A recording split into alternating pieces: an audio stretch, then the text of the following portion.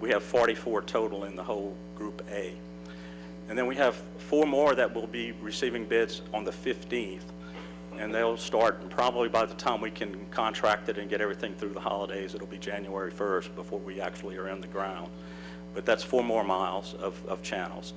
And then the last 10 are in the process of being designed and prepared for bid. We anticipate these will be receiving bids and under construction in the spring in the first quarter. So that's the status of that. So one of the positives is that we think that we're going to do those $10 million worth of projects for $8 million, and that we'll have excess funds that we can roll over into starting on Group B. So we've initiated the process of surveys and wetland determinations on the first half of those next Group Bs. So we have 13 of them will be underway very shortly. And that's pretty much the status of the program at this point. Okay. Any council comments, questions? Not seeing any. Oh yeah, sure, you can add. Thank you, Mr. Chairman. If I could add just one thing, thank you, Mark and Fred. I really do appreciate y'all's willingness to give us the update. So if you recall, as it relates to drainage, when we did the rededication, there was 2 components. One was the one-time money that Mark referred to that we're currently spending, and it looks like we're going to actually spend a little bit less on the A group of projects. So some of that's going to roll to the B group. But the other portion of the rededication was $2 to $2.5 million annually per year to kind of continue this work. So we're going to have a choice to make, and so I'm letting you know ahead of time. I'm going to reach out both to local financial institutions, and what we may be able to do is take some of that $2.5 million and get a loan for it and have another lump sum to bid out to be able to finish out the majority of those B projects, rather than wait and do $2.5 million per year for the next 8 years. We can go borrow that money now, get the project started, and then pay that loan back over those years. But I don't know what the cost of that will be, whether it's a bond or a traditional financial institution, but we're going to be looking into that relatively soon and then come back to the council for approval if it seems like that's the more logical way to go to get these projects fast-tracked. Okay. Sounds good. Thank you, Mr. Mark. You still got the floor. I have one more item. Thomasine is here to talk to you. We have some bids that are out for award that we need approval for. Okay. Hi, I'm Thomasina Oliver, Purchasing and Property Manager. I need council approval to award all of these inventory stock items to the lowest evaluated bidders. Okay. Got a motion by Councilman Boudreaux, second by Councilwoman Liz Hebert. Any council discussion? Seeing none. Any blue cards? Please call the vote. I didn't hear my number. Yeah, pick your mic. Yes. Yes. District 5? Yes. District 7? Yes. District 8? Yes. District 9? Yes. District 1? Yes. The motion is approved. All right. Moving over now to ceremonial presentation. Can you please read? Recognition, Fire Chief Robert Benoit Hall of Fame by First Responders Interfaith Association. All right. At this time, we'd like to call up Mr. Wayne Prejean with the Interfaith Association.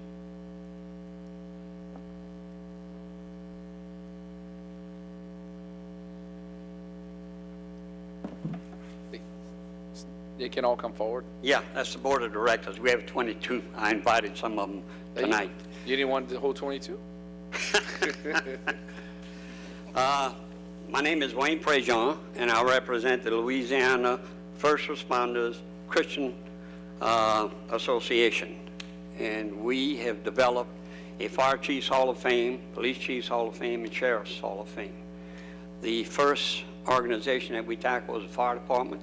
Their Hall of Fame will be at the State Fire Marshal's office in Baton Rouge, which we have a ceremony on December the 7th at 2 p.m. And if y'all can attend, we have a nice reception. There are 3 chiefs around the state that will be getting this award. Our primary objections was to go out and to select fire chiefs throughout the state. They cannot recommend themselves. Somebody will write a letter of recommendation to them, about them. And it deals with their professional leadership in the fire service as a career, volunteer, or retired fire chief in the fire service. All achievements in the fire service, their honors, educational degrees, training, local, state, and nation, honors in the fire service field, list their memberships in civic and community organizations, youth work in organizations and positions such as scouting, sports, church, health, facilities, schools, military achievements, honors, church work, in their spiritual walk, and family, if they are married, the information about the growth of their family. So the board members, we have 5 from the paid fire departments, 3 from the volunteers, 3 from the retired. We have priests and ministers on this board, so it's not a popularity contest. They send the applications in to us. We meet quarterly, 4 times a year. And tonight, it's with great honor that we're the first career fire chief to be selected with this new group is your fire chief. And I'd like to say this, we have worked a year and a half to get this organization off the ground, and it wasn't easy. We had a lot of work we had to do to get it organized. We were fortunate enough to have some sponsors like Beavers Club and Sid Martin Group pay for all of the awards. Each chief in Baton Rouge will give a $500 scholarship to some child that he picks, whatever he wants. It can be sports, band, Boy Scouts, church, whatever he wants. So we paying for that. He will also be recognized in all of the religious magazines through the United States. This is a pilot program for the whole United States that we have started. And if it works here, we already have other states calling us, would we go do presentations, because they would like to honor. We're starting with the leaders of the fire service and hope to move down later on to the firefighters. I've already had the director of Wildlife and Fisheries call me and say, what about my boys? I said, they're coming. Just hold on. We can only take so many at one time. So I'd like Mr. Bonnie Bamman from Denham Springs. He will read you Robert's accomplishments. Educational training, Bachelor of Science, College of Liberal Arts, May of 1996. Associate degree in Fire Science, May of 1992. Advanced Arson Investigation Diploma, 1991. Hazardous Materials Awareness Level Training, 1990. Acadia Law Enforcement Training Academy, 1987. ATF Arson for Profit Investigation Course in 1986. Emergency Medical Technician Ambulance, 1980. Chief Benoit's experience. Fire Chief, Lafayette Fire Department from 1993 to present. Instructor, Fire Science from 1992 to 2000. Fire Investigator from 1986 to 1993. Fire Captain 1986. Hazardous Material Officer 1986. Communications Officer 1985 to 1986. Fire Engineer 1982 to 1985. Firefighter First Class 1979 to 1982. His certifications are Certificate of Ministerial Training 2017, Advanced Fire Investigator Seminar 2017, Fire Officer 1, 2, and 3 2015, Principles of Fire Protection 2007 in Structures and Systems. He's a Fire Service Instructor number 1 in 1999. Advanced Arson for Profit, 1992. Certificate in Human Relations, 1991. Arson Investigation, 1990. Fire Arson Investigation, 1989. Certificate in Basic Training, Civil Service, 1987. Arson for Profit, 1986. The certifications continued as educational seminar in 1986. Hazardous Materials in Depth in 1986. Driver Certification Apparatus Operations, 1984. Hazardous Material Incident Analysis and Response Team Training, 1984. Executive Development, 1999. Fire Science and Technology Educator Section, 2001. Some of his letters of recommendations are letter of accommodation for his effort while rescuing burn victims in 1983. Outstanding and professional effort while extricating cave-in victims, 1980. Kiwanis Tablet of Honor presented by the Lieutenant Governors and Trustees in 2012 and 2013. Destiny of Faith Christian Center, this is affiliations, I'm sorry. This is affiliations. Destiny of Faith Christian Center, Pastor Kenneth Lazard. Chairman of the Lafayette Parish Communications District, that's the 911 stuff. Member of the International Association of Fire Chiefs. Louisiana 2nd Vice President of Southwestern Division of Fire Chiefs, IAFC. Member of Louisiana State Firemen's Association. Member, Louisiana Fire Chiefs Association. Member, Lafayette Fire Protection Association. Member, International Association of Arborist Investigators. Member, United Way Board of Acadiana. Member, National Fire Protection Association. Member, Louisiana Arson Association. Member, it goes on and on, girls. Member, Lafayette Fire Prevention Review Board. Past member of the Salvation Army Board. Past president of Boys and Girls Club of Acadiana. Past regional trustee of Kiwanis Club of Southeast Louisiana. Past governor, Louisiana, Mississippi, West Tennessee District of Kiwanis. Past member, Lafayette Firefighters Association. He served in the capacity there as president, sergeant at arms, secretary, and treasurer. And this is the last page, folks. His educational training, Bachelor of Science. Well, I'm starting over again. That's the end. Y'all don't want to hear it twice. I have a personal note. Do not have a background in fire at all. My background is in electronics and engineering. But Wang in his wisdom wanted somebody on there, I guess, to ask the stupid questions, so I'm one of the guys.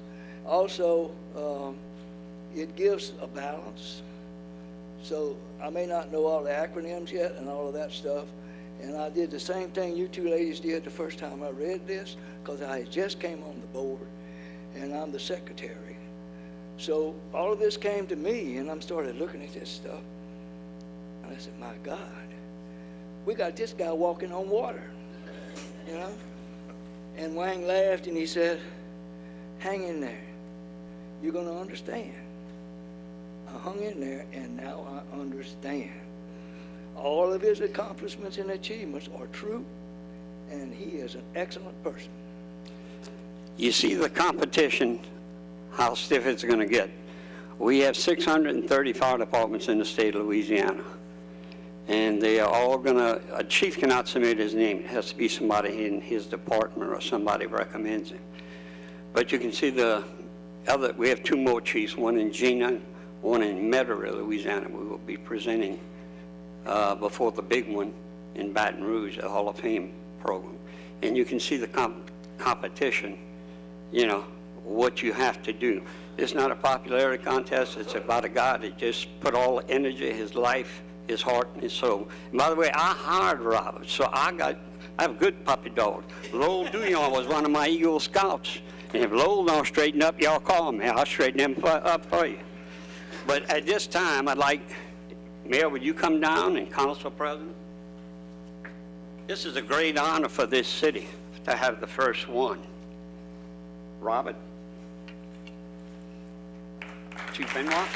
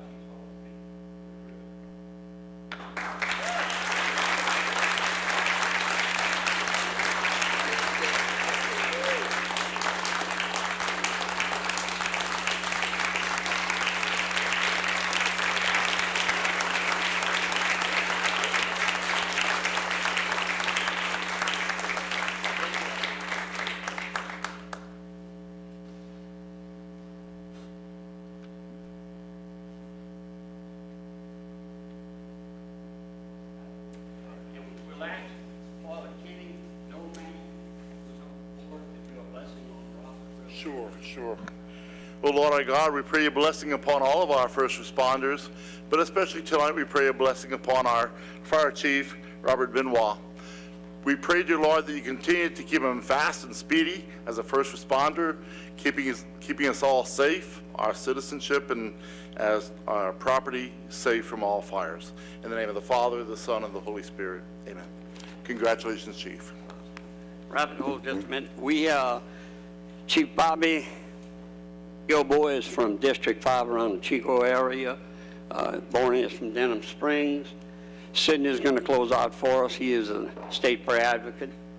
Lynn Stephen used to work for Channel 10 around there. Y'all remember, he and I, we in them graveyard ages. I want y'all to know that. And Robert and this. So at this time, Robert, you want to say a few words? We'd like you. Good evening, everyone. First, thank and honor God for giving me an opportunity to be here. I just wanted to say that 25 years ago, the administration in this very building, even though it was a little bit different, introduced me to the council as the 9th fire chief in the city of Lafayette. And so 25 years later, I felt that it was befitting if I'd allow the new administration to present me back to the council and have the council and the administration and the public share into this award. It's very heartwarming. I try to stay humble. I can tell you that there's a Bible verse that says, your gift will bring you before great men. And one of the things I want to say is that the council, the administration, and the citizens in the audience, and the citizens of this community, I think that we're all great people in this community. And achievements that I've made, the things that I've done, I could not do without God. I could not do without family. And I definitely could not do it with the citizens in this community, because you have embraced me and you have stayed on my side through thick and thin for the past 39 years. So again, I say thank you, thank you, thank you.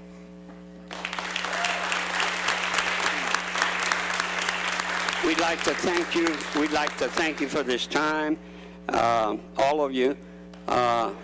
Good luck on your future adventures. I see it's interesting going. But anyway, I'd like to close out with our prayer advocate, and we thank you for giving us, I know it's a little more time than usually it takes, but thank you. But this is a great honor for this parish and for this city. Thank you. My name is Sidney Seymour. I'm the Louisiana Conference prayer advocate for United Methodist Men. And I will close us with a prayer. O Lord Jesus, we humble ourselves to you in prayer. We confess, O Lord, we are sinners. Forgive us, we pray. Come, Holy Spirit, come upon us. I ask your blessing upon all those who are Louisiana first responders. Give them courage as they rush forward into danger and disaster. Bless them, O Lord. And Lord, I also want to lift up to you this government board for consolidated government and city parish council. Bless them also, Lord, with knowledge, wisdom, understanding, and compassion, for theirs is a difficult job, sometimes unforgiving and unrewarding, but bless them, O Lord. May they know your peace and your prosperity. In Jesus' name we pray. Amen. Thank you very much. Thank you, Chief. So when you talk about the fire needs and all that stuff, and the council needs to listen to you with all those awards you got, right? Like you, right? Nobody should ever question you when you say we need some help in the unincorporated areas for fire protection, right? You know what I'm saying? All those awards, I mean, I don't question when Chief says, you know, I follow the Chief.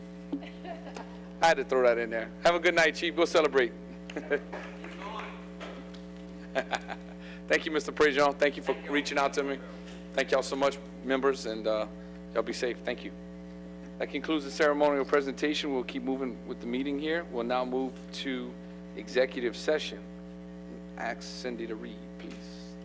Carl Joseph Guidry versus CCMSI, City of Lafayette Fire Department, docket number 17-02163, Office of Workers' Compensation, State of Louisiana. Okay, at this time I'm going to refer to legal to please explain to the public why this is needed to go into executive session.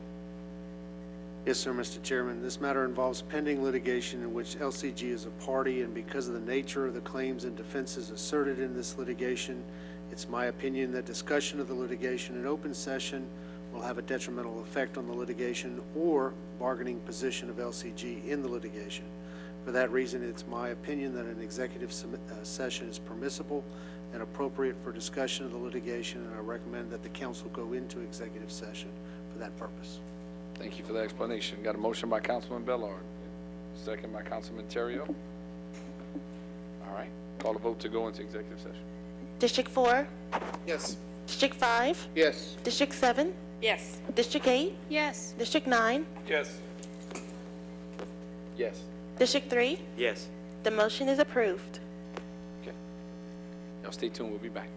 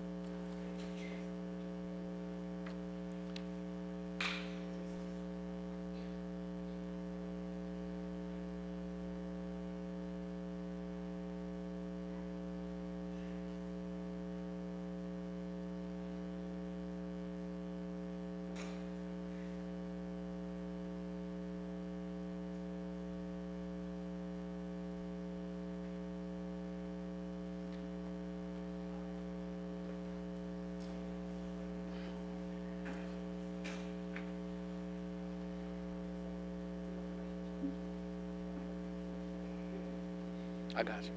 So you do have to do this. I got you.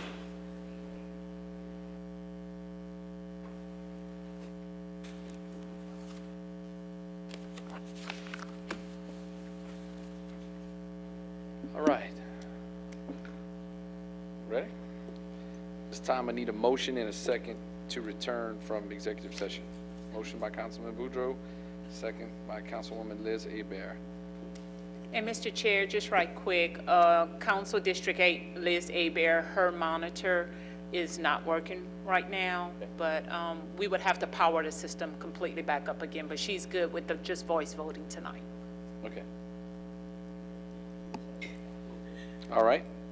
Let's call the vote to return. District 5? Yes. District 7? Yes. District 8? Yes. District 9? Yes. District 1? Yes. District 2? District 3? District 4? The motion is approved. Okay, now I need a motion and a second to accept the recommendations of the legal department. Motion by Councilman Boudreaux, second. By Councilwoman Nanette Cook. Please call the vote. District 7? Yes. District 8? Yes. District 9? Yes. District 1? Yes. District 3? District 4? District 5? The motion is approved. Okay. Now we'll move along to resolutions. Cindy, can you please read? Resolution 66, 2018, a resolution of the Lafayette City Parish Council granting authority to take preliminary action relative to the issuance, sale, and delivery of not exceeding $30 million of public improvement sales tax bonds, City of Lafayette, State of Louisiana, providing for certain terms of said bonds, making application to the State Bond Commission for approval, and providing for other matters in connection therewith. Got a motion by Councilwoman Liz and a second by Councilman Lewis. Any council discussion? Seeing none, any blue cards? Please call the vote. District 8? Yes. District 9? Yes. District 1? Yes. District 3? Yes. District 4? Yes. District 5? Yes. District 7? The motion to adopt is approved. Okay. Resolution 67, 2018, a resolution of the Lafayette City Parish Council acknowledging receipt of and approving the FY 2019 budget submitted by the Lafayette Airport Commission. Okay, got a motion by Councilwoman Nanette Cook, second by Councilman Bellard. Any council discussion? Seeing none, any blue cards? Please call the roll. District 9? Yes. District 1? Yes. District 3? District 4? District 5? District 7? District 8? The motion to adopt is approved. Resolution 67, 2018, a resolution of the Lafayette City Parish Council declaring those holidays to be observed by employees of the Lafayette City Parish Consolidated Government for the calendar year 2019. Motion by Councilman Bellard, second by Councilwoman Nanette Cook. Any council discussion? Seeing none, blue cards? Call the roll. District 1? Yes. District 3? Yes. District 4? Yes. District 5? Yes. District 7? Yes. District 8? Yes. District 9? Yes. The motion to adopt is approved.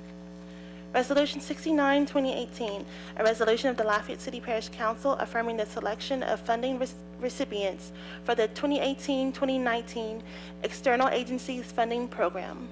Need a motion and a second? Motion by Councilwoman Nanette Cook and second by Councilman Boudreaux. Council discussion. Mr. Mayor President, I have a question in regards to this external agency program. It's my understanding that some of them in the past have received funding, and I'm going on the art side here. I'm going with Festival International, Festival Cayenne, and Creole. And yes, please come up, community development. So a couple of questions have came out, and their concern was the CREATE account included parks, included arts, culture. And I guess the question I have would be, it was understood that CREATE account would be to promote our culture, our arts, and what brings people to Lafayette. And we all know that the return on investment for the money that has been given over the years between Festival Cayenne, Creole, and Festival International has been a huge success as far as sales tax revenue. Is there any indication that those entities would get restored back to what they received before. Not anymore, not asking to take any money and load them up. I'm saying they have also been cut over the years, and then the CREATE initiatives out.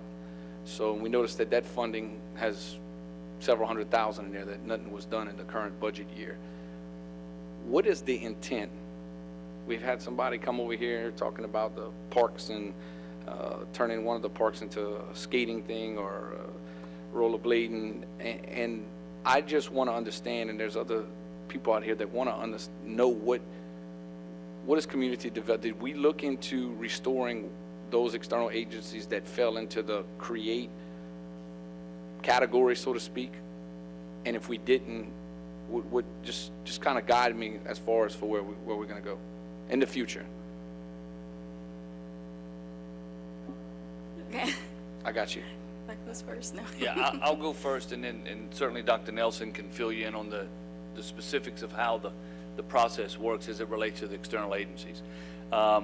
Just by way of reminder, those external agencies that you're referring to, and then a few others, the amounts that they were cut were the portions of what we were giving them, we being LCG, that was coming out of the parish general funds.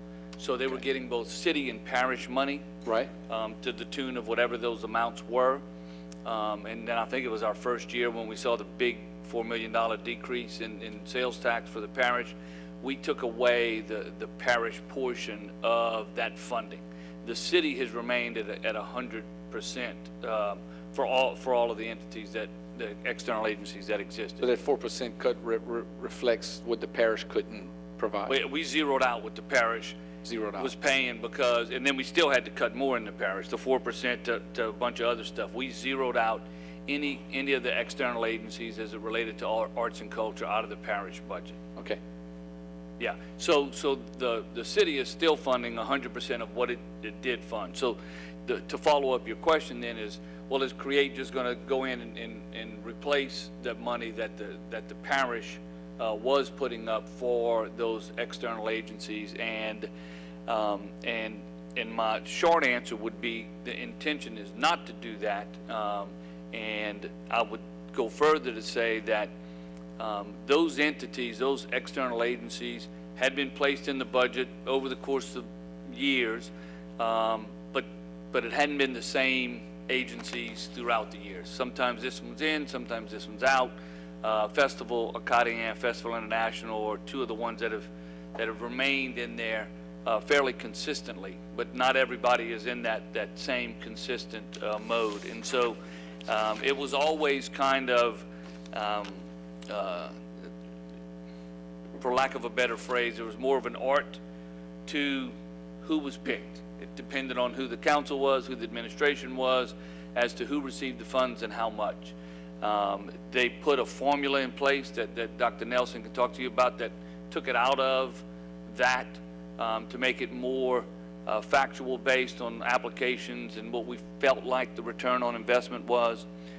But as it relates to the CREATE money, which is what your question was about, I don't envision it being as simple, using those tax dollars as to simply replace some funding that was there, until we know specifically, which I hope to use the CREATE money to get the answer to this, is when we invest X number of dollars in the cultural economy, what type of return on investment do we get for that? And if we then get that tool, which we're very close to getting in place, because not every event is the same. So you know, a music event versus a theater event, those are two different return on investment calculations. Once we have that, then we're going to be able to analyze, not just us, everybody, the entire public will be able to analyze, for every dollar that you spend on this type of cultural activity, this is what it means, and this is, you know, in return on investment, and this is where that calculation comes from. You can expect this, this, this, and this. Once that's in place, I think we'll all have a much more comfortable feeling on where we then invest that money in order to enhance our cultural economy.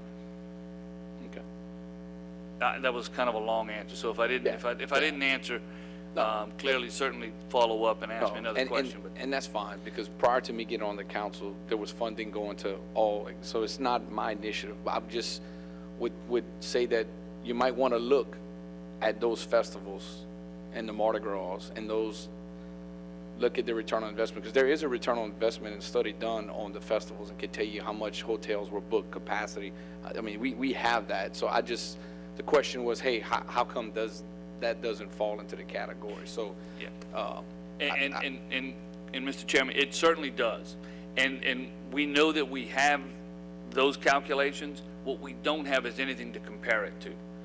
So we're working on getting it to where we can analyze any type of cultural event, come up with a return on investment, and see where that money is best spent. And it very well may be that these large festivals that attract people from all over the globe are some of the best investments that we can make. And if that's the case, then I would think that they would benefit from that. I just wanted to know the process. So Yeah. Thank you. I appreciate it. Dr. Nelson, you got the floor. Okay. So with as it stands right now and how it has been in years past, for the arts and culture grants as well as social services grants, it is based on a competitive application process open to agencies in the area. We do have a group of panelists to review these applications in depth and discuss them, and they score each of those applications based on a rubric that again has been used, that has not changed, and the formula that is used is actually a tool that has been used at a state level with scoring grant applications. So it is the most fair and just process that we found that has seemed to work really well, but also considering the line items, that is handled separately because of what you just mentioned. They are larger events with a great return on investment in the community. Therefore, to make sure that we continue to support them, they are treated differently for what you mentioned. And in regards to the tool that, create and working with that effort to gather that data, that is something that we hope to obviously be able to include in the criteria and rubric as part of the application process, just to align with the mission of CREATE. So to be clear, does CREATE fall under community development?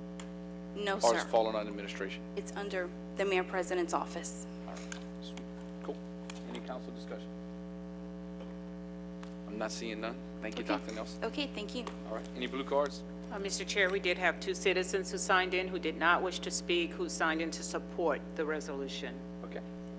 Please call the vote. District 3, District 4, Yes. District 5, Yes. District 7, Yes. District 8, Yes. District 9, District 1. Yes. The motion is approved.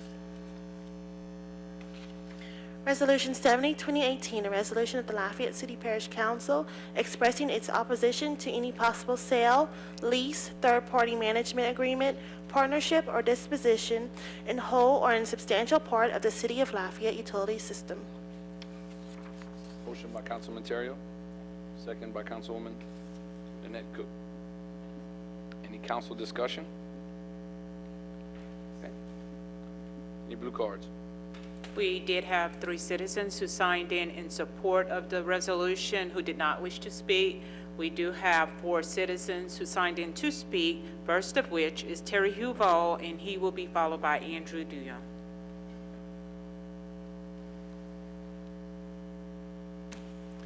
Thank you very much. My name is Terry Huval. I'm the former Director of Utilities for the City of Lafayette.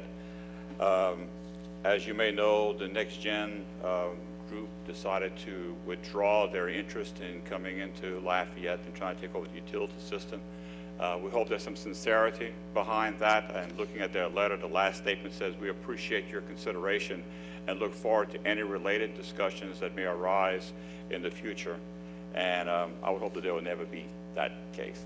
I thank Mr. Terrio for bringing this up, and I look forward to your support of this resolution.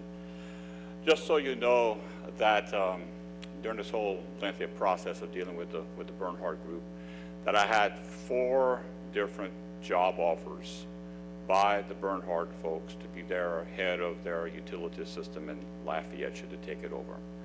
The last one occurred only 13 days ago. So despite all of the noise as to how LUS was doing or not doing, they still thought that it would be appropriate to have me oversee their system. And and my position was pretty simple, is that Terry Huval is not for sale, he's not for lease, he's not for a management contract, you can't buy me. And I was very disappointed that this company thought that they could ramrod this community into taking over the 122-year-old utility system. I hope that their comments are sincere, and I hope we don't have to hear from this again.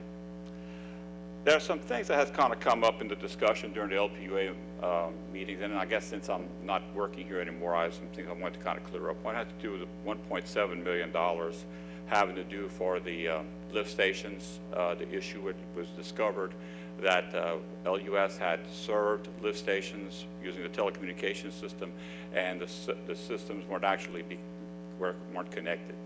That went on for 7 years, and it's a shame we didn't catch that.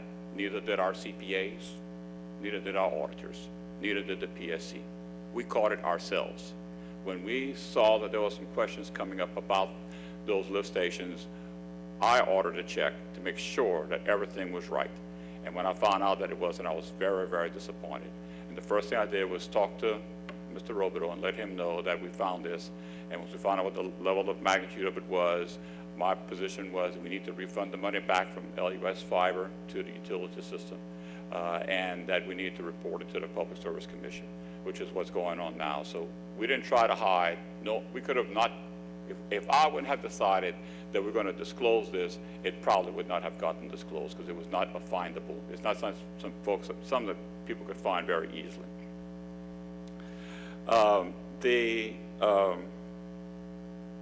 The issue with the Bernhard dealer was disappointing to me is that they're a vendor, and you don't have a vendor coming to the city and saying, we're going to take over your business. You don't have somebody coming in and saying, we're going to take over your parks, and you just give us the money for the tax money, we'll take care of running it for you.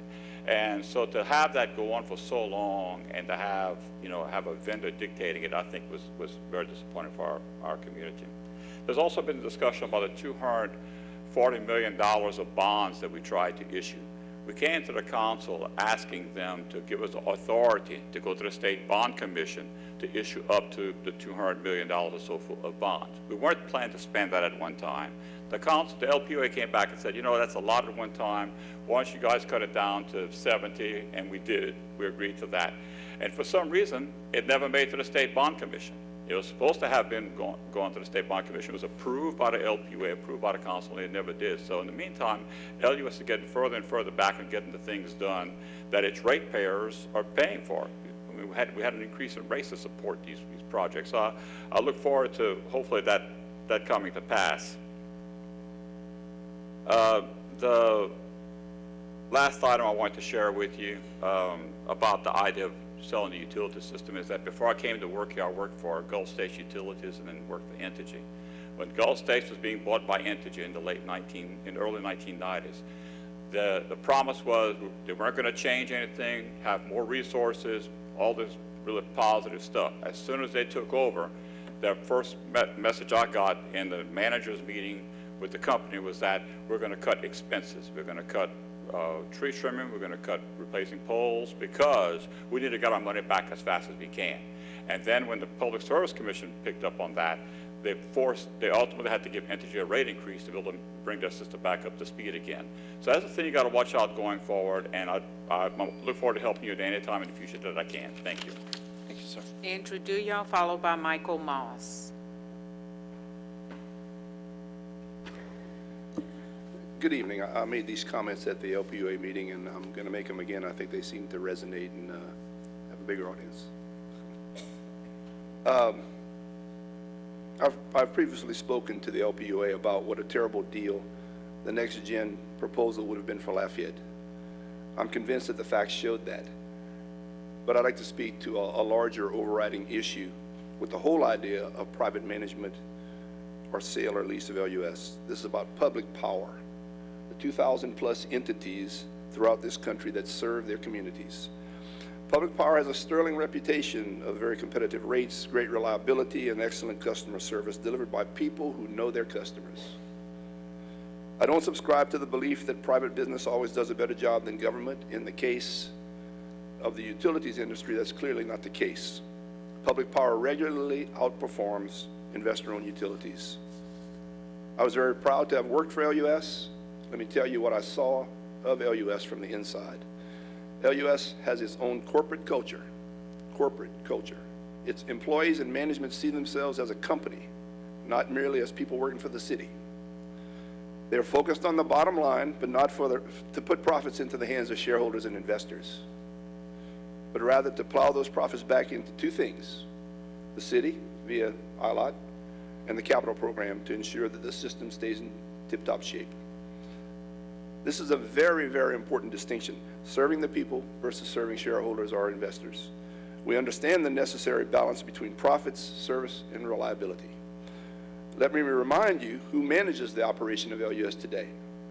Yes, they're all civil servants, but they are more specifically the following. They are dozens of engineers, CPAs and MBAs, degreed scientists. They're highly skilled tradesmen and craftsmen and women who perform dangerous electrical work and water and wastewater system maintenance. They're your neighbors, and they have a huge stake in the success of our publicly owned utility. And what is the measure of that success I speak of? Rates, lowest in the state. Reliability, best in the state. Customer service, excellent.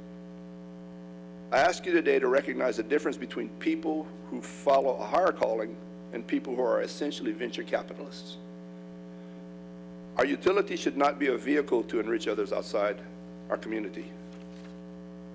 Where there are opportunities for LUS to partner with other entities, like our joint ownership agreement with CLECO and LIPA, we should consider that, but only to the extent that we are a partner, not as a takeover target a la Next Gen. So I say to you, council members and Mayor Robideau, I ask you to recommit yourself to public power, recommit yourself to your customer owners. They don't want their utility to be controlled by those who want to suck out profits to benefit their principals and their shareholders. We already have a great, well-managed utility system. We don't need to do an RFP for sale, lease, or private management. Support LUS now, and the best way you can do that is by letting the staff get back to work without this huge distraction. Thank you. Michael Moss, followed by Andrew Abair.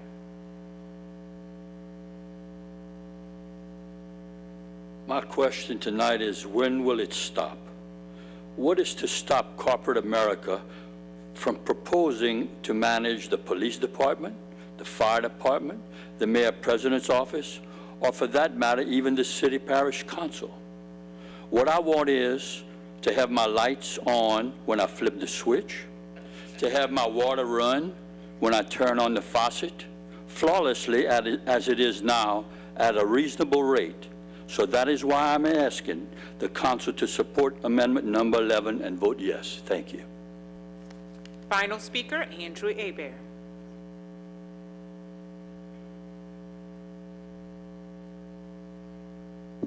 Good evening. My name is Andrew Abair, registered city voter, LUS customer, LUS owner.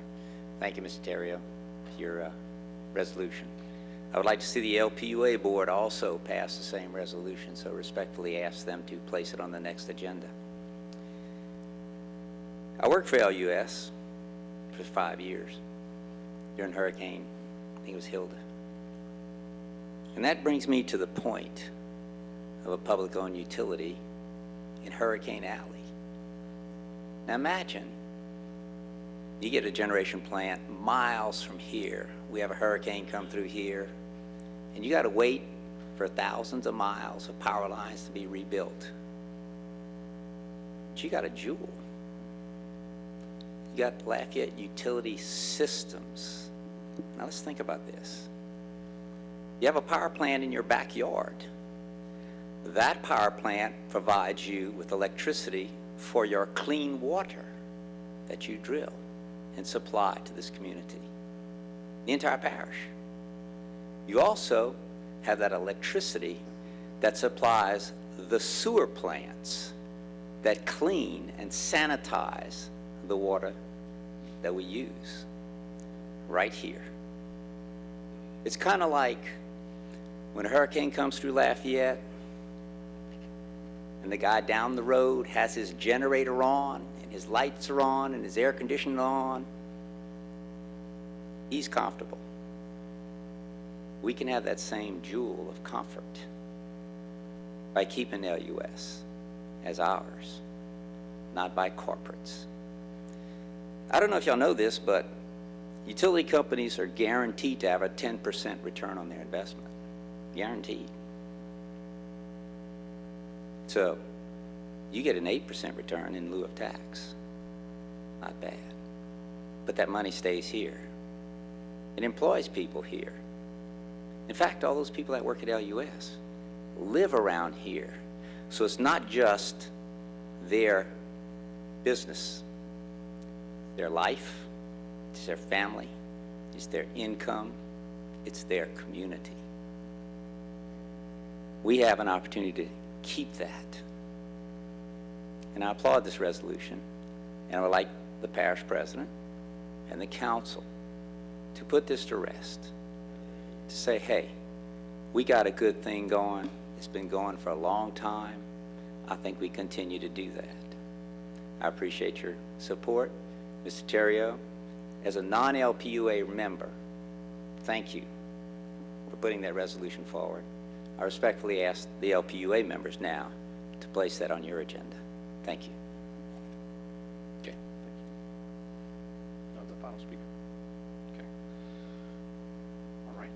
Before we call the vote, I wanted to mention that when Mr. Terrio had put the resolution out, I was on the same page. I actually was going to draft up an ordinance followed by his resolution to basically do what I believe is the right thing to do, which is to not allow it to happen, because I believe in Lafayette utility system, and I was never a big fan of letting it go.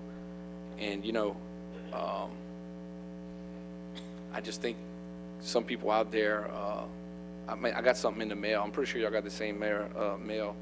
Mr. Joe, Mr. Mayor President, you saw your name, your picture on the flyer, got in the mail.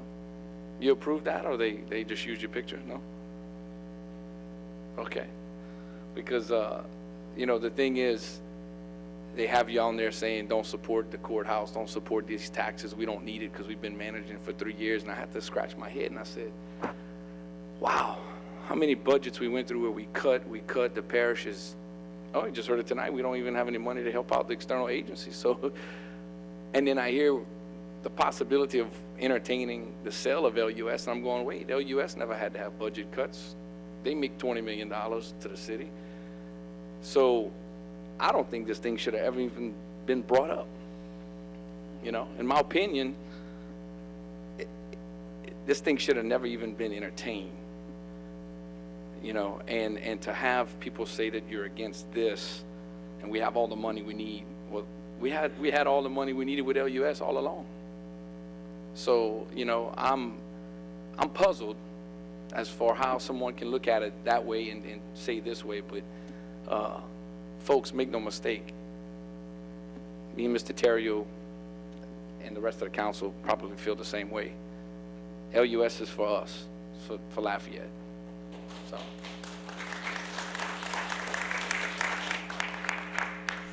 At this time, we'll go ahead and call the vote. District 4, Yes. District 5, Yes. District 7, Yes. District 8, Yes. District 9, Yes. District 1, Yes. District 3. Yes. The motion to adopt is approved.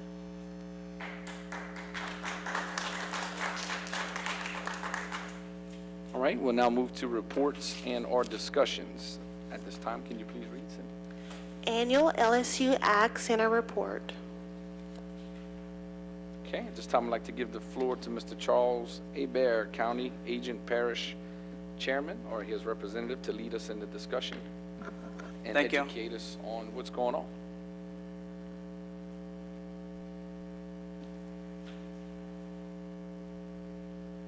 Oh, we have to change the drive, unless you want to do drainage again. Don't think so.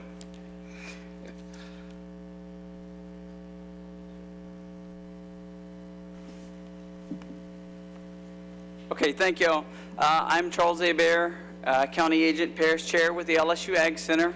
All of you should have received an annual report, one page front and back, of the programs from this past year that were highlighted, as well as program implementations for the coming year. So I'll just let you take a look at that. I'll take a couple of minutes of your time and we'll go through this annual report, but I want to begin by thanking you, the council and administration, for your continued support of our programs here in our parish. Mayor President Robideau, councilman, and administration. We're the LSU Ag Center, a cooperative extension service of the educational branch of the LSU Ag Center. We have parish offices in all 64 parishes of Louisiana. We represent both LSU and Southern Ag Centers, and we do implement programs in 3 basic program areas, which are animal agriculture, horticulture, family and consumer science, and 4-H youth development. Both the land-grant universities, LSU and Southern, are the state entity that contributes to our local salaries. USDA is a federal partner, and you, the council and administration, are the local arm, as well as the Lafayette Parish school system, that do contribute to our local salary support. The LSU Ag Center in Lafayette is the local presence of the extension service of the land-grant university system. We are located at 1010 Lafayette Street, which is in the parish government building. And our mission is to deliver research-based educational programs to the community of Lafayette. And I'll introduce our staff here with me this evening. In the area of agriculture and horticulture, we have Stan Dutil and Dan Davenport.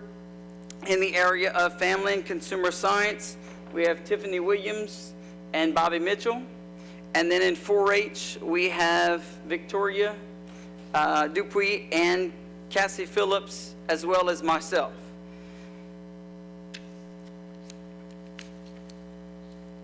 In the area of agriculture, our agents are responsible for improving the lives of the clientele within Lafayette. These are some of the program areas that they work with on an annual basis. On a daily basis, they may analyze your soil sample if you're having problems with your garden. That happens on a pretty regular basis at our office. Identify insects, determine whether it's beneficial or maybe not, and diagnose diseases in crops or in your yard. Our Master Gardener program is a major program that has a little over 300 volunteers that are trained in the community. They give back over 9,000 hours to our community, and that's valued at over $227,000 a year just from our Master Gardener organization, and they're very involved in our community. We have family and consumer science agents that do work on improving lives in the areas of home, health, food, and family. They deliver educational programs to families, to seniors, to youth within our school system, as well as the senior citizens within the community. They deliver programs and publish educational newsletters, perform nutrition classes. They get calls on food preservation, general health and fitness information. Then in the area of 4-H youth development, we're in 56 public, private, parochial, and homeschool clubs. The traditional 4-H club program, we have about 1,600 youth involved. Then in the area of youth development and our school enrichment program, which are care to education, school gardens, service learning, and youth wetlands. There's a little over 6,000 additional youth that are involved in Lafayette Parish. And we have many volunteers that do help us throughout the 4-H program, giving back about 17,000 hours a year to our local economy to help us out to conduct programs. This is anyone from a livestock leader or a 4-H school leader. Many of our even junior leaders of high school youth are giving back to their community. They were involved in the Jungle Run this past weekend at giving back and cheering on those members running in the 5K for the St. Jude Children's Research Hospital. Many of you have been involved and are aware of the school garden program that was implemented 10 years ago. We are getting ready to kick off our 5th annual cook-off for the En Cuisine de Jardin. They've been recognized. That's the students from Alice Boucher that were recognized here after they won this past January. But this is a local chef, an elected official, and some of you have served as that elected official previously, and a coach or a teacher from a school with 3 to 5 youth. They prepare a My Plate meal, and then the Lafayette Parish school system serves that meal to the 30,000 students the following October in conjunction with Farm to School Month and Child Nutrition Week. So our upcoming cook-off will be held on Saturday, February 16th at David Thibodeau STEM Magnet Academy. And then they go through an annual training, and there's a picture on your right of that training. Recently, just want to recognize a couple of our recognition or honors the school garden program has recently received. Ms. Paula Guidry, a 5th grade teacher at LEO Jadis, a 5th grade teacher, received the Louisiana Farm Bureau 2018 Ag in the Classroom for her efforts in implementing the school garden program at her school. And then recently, both Dan Davenport, County Agent in Lafayette, and Celeste Finney, the LPSS Nutrition Program Coordinator, were both recognized at the Louisiana Farm to School Conference at Pennington as both champions for change in our recent conference they had back in October. And just want to leave y'all with our mission of the LSU Ag Center, and that is to help people of Louisiana improve their lives through educational process using research-based knowledge focused on issues and needs within our community. And again, I want to thank y'all, council and administration, for y'all's continued support of our programs throughout Lafayette Parish. Thank you so much, Mr. Councilman Boudreau. Thank you, Charles. Excellent presentation as always, and thank the entire staff for the hospitality. I just want a couple of things. I want to commend the work that is taking place. I am actually, matter of fact, tonight we had a conflict because we had to move this council meeting. Tiffany and the family and consumer science area, they're actually at our church on Monday evenings teaching a healthy eating and healthy cooking. I don't agree with everything she says. We have a lot of, we disagree on some things, but you know, they're doing an excellent job nonetheless. I hate that I'm missing it tonight because they give away really nice things and you got to be there to get it. But this is my concern, and if I'm correct, this is a parish function, and it's not a mandate. It's not a, as far as to totally fund your operation. And I'm concerned. I'm concerned going forward. My children, I'm sure many other members' children and maybe even administrators' children participated in 4-H somewhere along the way in school. I'm almost certain. And like I said, as an adult, as a person over 50 now. Now we know your age. You know, still participating in some of the activities of this office. So I value the work that is being done, but I'm concerned on the ability to continue to do it based on available funding. You all serve a lot of people throughout Lafayette Parish, and of course statewide as it relates to this service. To whatever legal extent that you all can, I would truly suggest that you all start lobbying for support going forward. I could tell you here in Lafayette, next year it's going to be very critical, especially depending on what happens in some upcoming decisions that people have to make. So I would just hate to see things like this go away. I wanted you all to know how valuable it is and how great it is. But at the end of the day, that's not how a government budget works. We're going to start off with what the state says we have to do. and we're gonna go as far as we can. And I believe that this is going to be the last year we're gonna be able to get down to you. So whatever you could do legally, ethically, as far as the people you all are serving, getting information out there, making it part of things that, to make people aware, to build an even greater level of support to somehow, some way be able to maintain the services into it, because it's going to be critical. But great job. I appreciate what you all do. I tease with Tiff. She's an excellent instructor. We having a blast. I'm not sure when is our last session, but we're having a blast, and it's really working, especially for our community and our church. It's been a long time since I've been excited about going to a class, and I actually look forward to it. And that's where Jerica is tonight. She left this meeting to go to that meeting. Right. I know we had a guest speaker tonight who prepared a meal on site that I'm missing, but we had a pretty good meal here too, though. But just great job to the staff. But let's start working on how we can assure the continuation of what's going on. Okay, thank you very much.